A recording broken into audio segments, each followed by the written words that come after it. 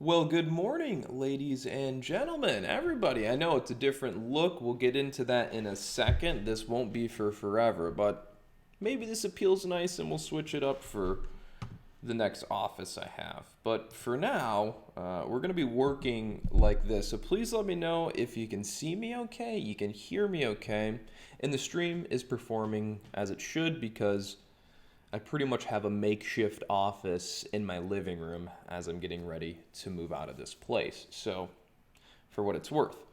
Okay. Now, we are going to get started here in just a second, but let me do some things.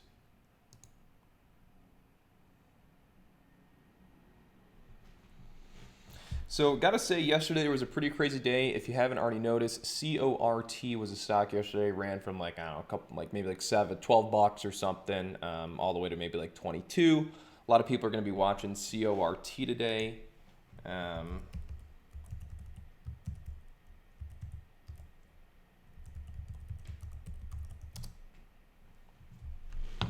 So yeah, a lot of people are going to be watching CORT. That was a stock yesterday that had a big move. I know a lot of people have questions about like DOCU because crowdsource ended up tanking on earnings. There's a couple earnings plays like Five and Below, CONN, Cladera, CLDR. So there's a few earnings that you guys can keep an eye on today. The penny stock market is really dead right now. There really isn't a whole lot going on right now with penny stocks, which really isn't a surprise. Just know that this is typically how the penny stock market will be every summer. Now, we got blessed this season. There was more volatility and more activity than we would typically see. But as a whole, it's starting to get slow now.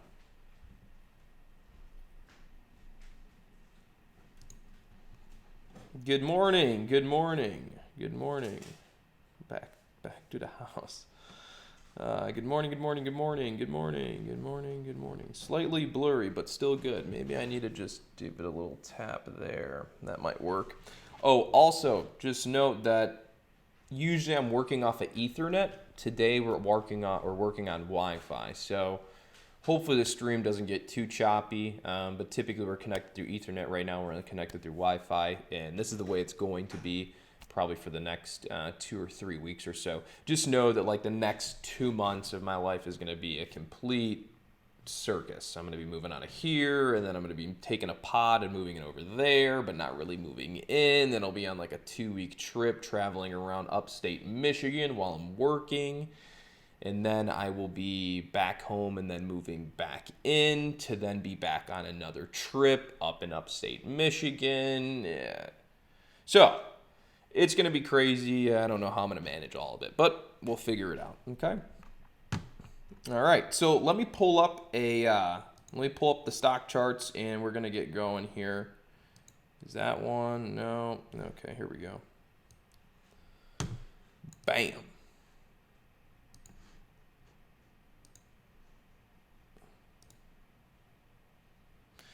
All right, let me pull up this.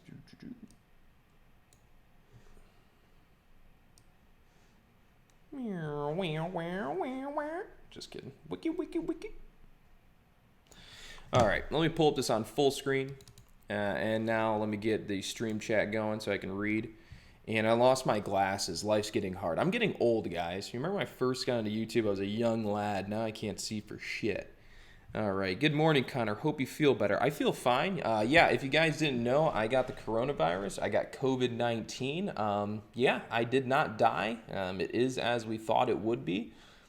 Other people see other symptoms, I guess. But long story short, had COVID, 3-day fever, body aches, cleared that in 3 days, and that was it. Okay? So we're good. All right, now what I want to talk to you guys about is this stock today that's starting to go a little bit crazy. It is Kcac, or at least it was going. Oh, that's right. This is that chart. Damn it. Okay, let's pull this one up. All right, so this is Kcac. This is something that a lot of people are going to be watching today. If you don't already know, and let me do this. Yeah, a lot of people are going to be watching KCAC. Long story short, it's a gapper. It's been trending up nicely. So visually, it looks like what people want to trade. It may not actually be what people want to trade, but it looks like what people would like to trade. Therefore, it's starting to get attention. So right now, I would say if you're going to get a big ripping move on the stock KCAC, it's got to be through the price of pretty much $15.60. That's where your regression level is at. And once you cross through there, you'll shift trend some. So this is going to be on watch. We're not super crazy about it. It's a very, very recent security. You can see it's only been trading on the market for maybe a week or two or something like that. So not a whole lot to go off of it. You can't even pick up a float. You can't even pick up outstanding shares. You really can't get too much information on this. So play it by ear, just as you normally would when you're trading.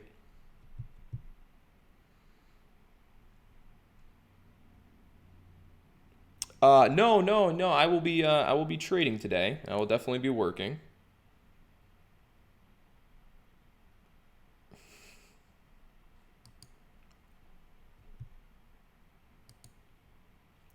New setup looking clean. Thank you. Appreciate it. It's really not the new setup. It's makeshift. I set this up in like an hour a day ago.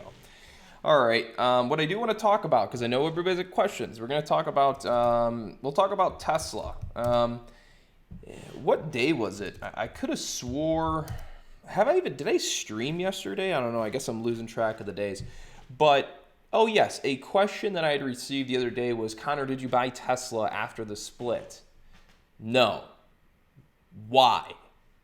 Well, just because Tesla split and it became cheaper or more affordable, it doesn't actually dictate whether or not it is or isn't overvalued.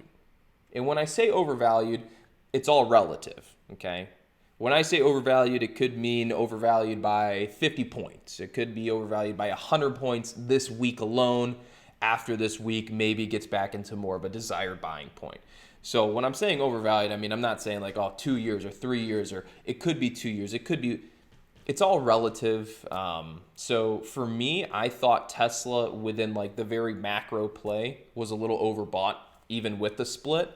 And I'm like, we are in sort of a selling location. I think it makes more sense to just kind of wait a week, see if the price reacts, see how it reacts, and sure enough, we're starting to go a little negative after this split. And there's a couple reasons that I think we could say why. And one, there was a lot of hype leading up to the split. And I didn't get the video that I made out quick enough. I actually didn't edit it. But I was going to put a video out that simply was just going to tell investors and traders and people around the world that it doesn't really matter whether or not Tesla does this split to you, because if you got $1,000 invested today and they do the split, you're still going to have $1,000 invested after the split. The only thing that matters is market fluctuation up or down, and that's the only thing that's going to either cause your asset price to increase or decrease, and that's really the most important part. So the split is not what's going to make it go up or down. It's the investor belief that's going to make it go up and down. And so there was a lot of hype surrounding the split, so it was driving in investors before the split. And then it split, got cheaper, and drove some more in. So I knew, for me, it felt like it was just an instant rush of hype and momentum based on the split idea.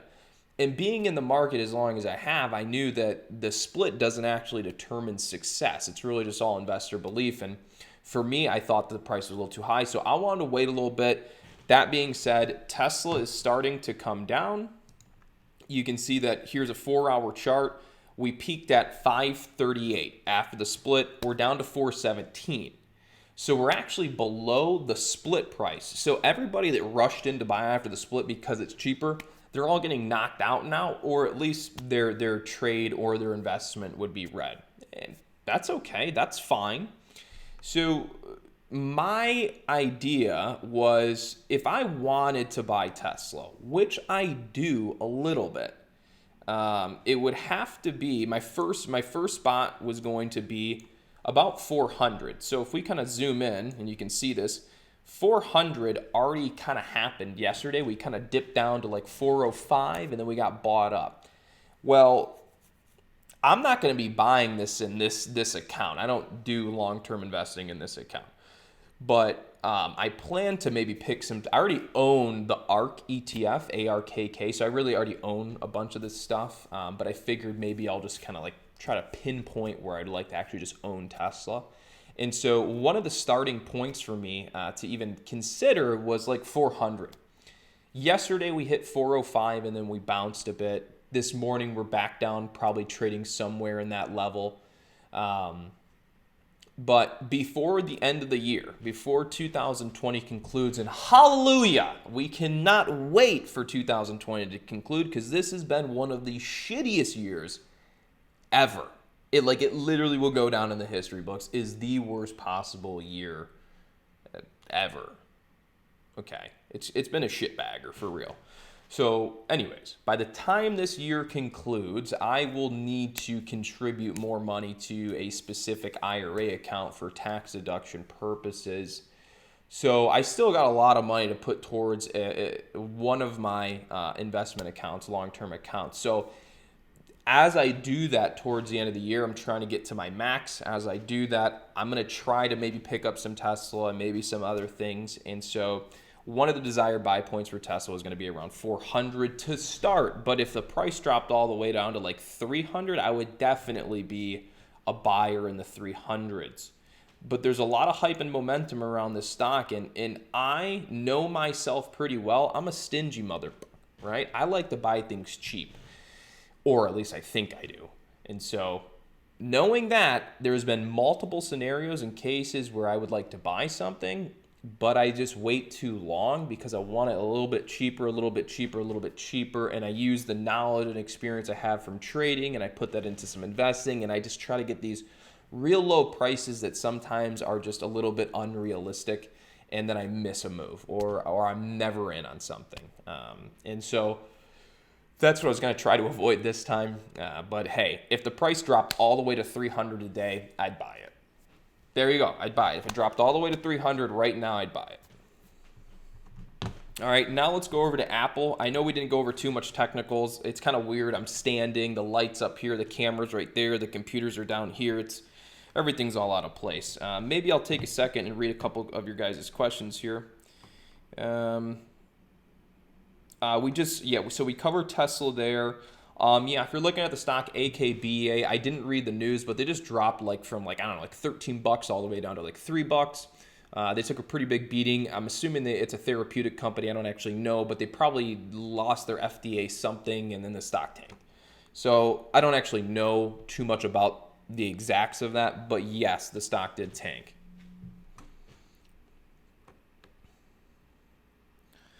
Thank you. Yes, I'm feeling pretty good. Okay.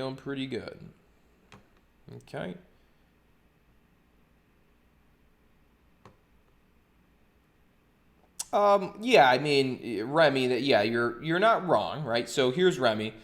So Remy is completely right. Gentleman here in the chat mentions they did a $5 billion. Basically, they did a common stock offering of $5 billion, basically raising $5 billion in cash, diluting the stock more, yada yada yada. So yeah, Tesla does a direct offering, sort of common stock offering to raise cash, and stock goes down. So that's a portion of it. Okay. So I guess my advice to you too would be the market always needs a reason, okay? So I also know this, is that the markets don't need any reasons. Markets don't need any reasons to go up or to go down other than simply the price is low or the price is high. And what I've come to realize over a lot of years is that it's actually very common to start seeing the news turn positive as stuff is actually in good buying spots. And as stuff becomes a good selling price, you will notice maybe headlines turn a bit to be more bearish. So that when things actually fall, you can look back and be like, yeah, you see, I guess they did kind of say that. They were kind of saying, Tesla might be a little overpriced here, so that when it actually happens, you can actually justify it. So that will always keep you in what I believe is sort of a trapped mindset of, oh, well, that's the reason it went down. You have no idea. You have no idea. There is so much money flowing in the market. Now, I will say, in regards to a common stock offering, that's usually the case. Something's going to go down. But I will say that it's not only the common stock offering on Tesla. Tesla is also in a very exuberant market. So there's a lot of weak hands in the stock. So there's a lot more to it than just, they had a common stock offering. So don't always think that it's just some news that's really making the move, right? A lot of times it's simply maybe the stock is just in a good buying section and there just so happens to be some news, okay? So do be open-minded to that.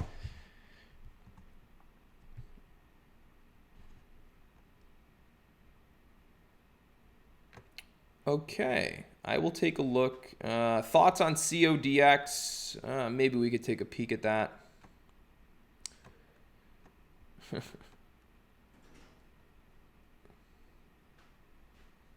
2008 was the worst year, but yeah, I mean I guess you could arguably say that was a worse year, yeah.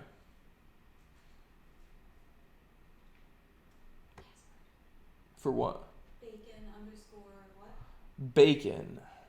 Yeah. 5949?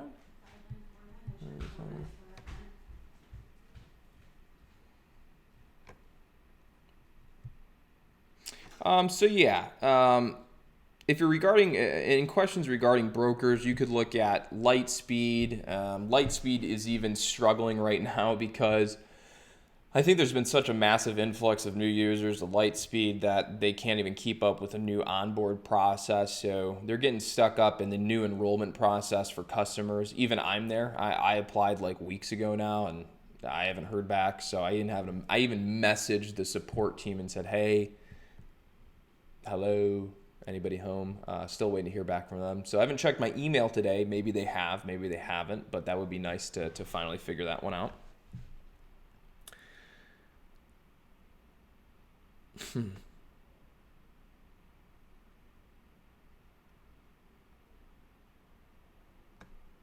Yeah, Ethernet is definitely quicker, that's for sure. I don't actually know what happened to RKT. Well, okay, yeah. So let me put it like this. All right. So if you look at this chart, now let me put a 4-hour chart on. That might help more. Okay. So let me put this in a different perspective for you. Okay. This is a very common question I get.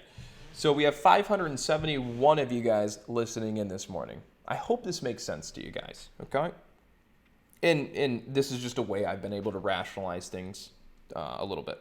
So very common question I get, you ask yourself, I've asked myself, everybody keeps asking, everybody will always continue to ask because it's always kind of a head scratcher. Stock RKT, doesn't matter the stock.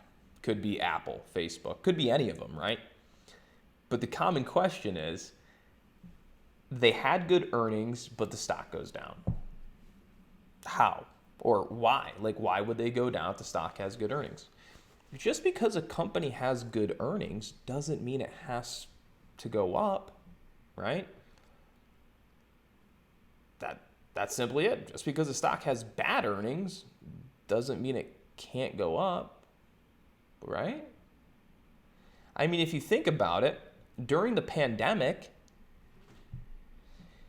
well, the start of it, airlines and everything tanked, pretty much everything, but they all tanked, right? But why would those stocks go up still in the middle of the worst ever pandemic? Why would that happen? Doesn't make sense. Doesn't have to, right? So what I'm getting at is, if we listen to this, let's say this, okay? I'm gonna zoom in here. We're gonna take down a couple things. If we zoom in on this chart, right, and let's just say that the price of RKT, Rocket here, is just naturally the price of RKT. When I say the price of RKT, we're not saying stock, we're saying company. The company RKT is naturally worth, the value is worth right now anywhere from $35 a share to $26 a share, right? That just seems to be its statistical average trend. If in the event investors in the RKT market are correct, they would be telling us that fair value for the company is currently about $30. $30, right? If this trend is accurate, we would say RKT is worth about $30. That's fair value for the company. So when they have good earnings, okay, and then they dip a little bit, and then you come back and look at it, you could literally just say, well, I mean, it's really still basically at its statistical average, so company's pretty much the same, right? Like, that's the way I would look at that. Just because a company has good earnings doesn't mean it has to go up, right? Because if they had good earnings and the price is high, then price is reflecting a company that is worth more. Then it corrects. So again, if you think about it like that, I usually am never flabbergasted by earnings anymore because I simply just keep it like that, okay?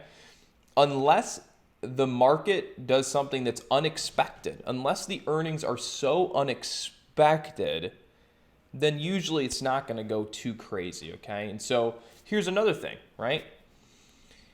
The way the market's positioned is typically like once we get the headlines in, once all the news comes in from, wherever, that company ABC reported earnings and it was good, company does this and it was good, right? A lot of times people will just quickly glance and go, oh, they had good earnings, okay? Here's another thing for you. Earnings is what you make, okay? Earnings is what you actually make after all expenses, okay? That's what you make after all expenses, okay? So let's say company earnings goes up, right? So whatever, let's say you made some more money this time, right? But the cost to make those earnings goes up significantly more. So you're basically just spinning your wheels, right? So let's say we make more money this year. So we double the amount of money we made this year. So our earnings doubles year over year. Connor Polifrone's Boiler Room Trading Company earnings doubles year over year, but his expenses double year over year. He's literally just spinning his wheels on the books. He might have actually done a lot more. He may have made more partnerships. He may have made more deals. He may have said hello to Jeff Bezos, sat down, had a meeting, made a partnership with him. Don't actually know. Probably never going to happen, whatever. But let's say he does all those things. So from behind the scenes at Boiler Room Trading, Connor is actually doing a lot of work and he's doing a lot of things, and they are in fact growing. But when we come and look at it from an investor perspective, when we come and flip through the pages of the company's financial statements and the books, on paper, the books, and we see they made double the earnings, but they've doubled their expenses. On paper, looks like we're just spinning our wheels. So when you see headlines that RKT earnings are good, right, and then it goes down, did you take the time to consider or even look, did their expenses go up? How did they get the earnings to go up? Are their expenses going up? Are operating costs going down, right? Those are all questions you should ask yourself. Here's the other thing. Think about Zoom, right? Zoom squeezes out on earnings. And then I think it came down. It had a pretty big sell-off, right? Somebody is like, Connor, why is Zoom coming down? I'm like, you know what? I don't actually know, other than people are selling the stock. But is it possible that Zoom Communications is meant to sell down? I mean, it's been going on a run. Have we even considered the idea that Zoom's complete business model revolves around online communication? Zoom was just given the championship trophy on a silver platter. The coronavirus, which I just had, just went, here you go, Zoom. I'm going to come infect a bunch of people, and I'm going to convince governments to shut down everything, force everybody in home, shut down work, and now we all have to work online. There is no better scenario for a company than to be given the silver platter like that. I mean, Zoom, their whole business model literally thrived off this pandemic. So if the pandemic, which it will stop, and the shutdowns and all these things eventually will stop, and people will go back to work, and kids will go back to school, and people will stop using Zoom as frequently, can the earnings we just saw continuously be sustained? I don't think so. To me, this was like the world's biggest Black Friday sale for Zoom. Like Zoom just had like a 7, 6, 8 month ongoing Black Friday sale pretty much. I don't think that's sustainable. In the future, as things maybe go to more of an online world, yeah, maybe we can see valuations of the same or continue to grow, or the user base that Zoom was seeing during the pandemic continue to grow. But we'd really need a shift to like complete online world. Okay, so again, you might those are again just ways to kind of think about the market and think about things, right? Zoom was given, so I'm just kind of showing you guys how to think and rationalize some things in the market.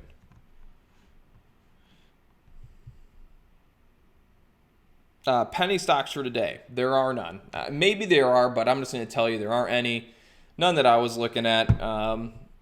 And again, this is just normally how the summer is. It's just typically going to be slower. Okay. We got lucky because of the pandemic. It created extra volatility this year. All right, cool. I appreciate everyone tuning in. If you guys could just give a little thumbs up. Yeah, dude, just freaking just smash the keyboard. Just dink, drink, drink, drink, bang. Because I don't know, whatever it does for the YouTube algorithm, it must work. So you do that. We're gonna get ready to rock and roll here. Sorry I couldn't spend more time with you. So that being said, I'm gonna get ready to rock and roll here. I do appreciate you guys tuning in. Thank you so much. We're gonna drop this down just to scanners, and then that's all we have for you guys on today. Everybody, take care. Have a great day, and I'll see you guys tomorrow morning for another stream.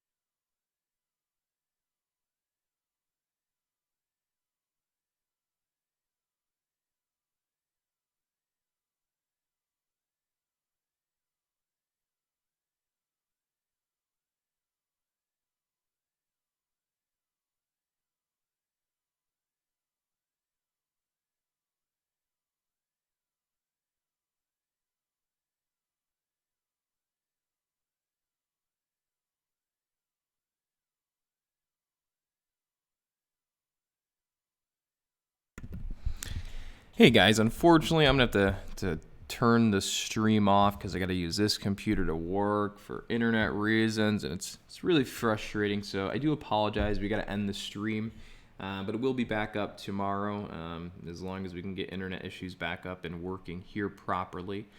So that being said, I'm gonna have to end the stream. So I do apologize, guys. I will see you guys tomorrow morning for another breakdown.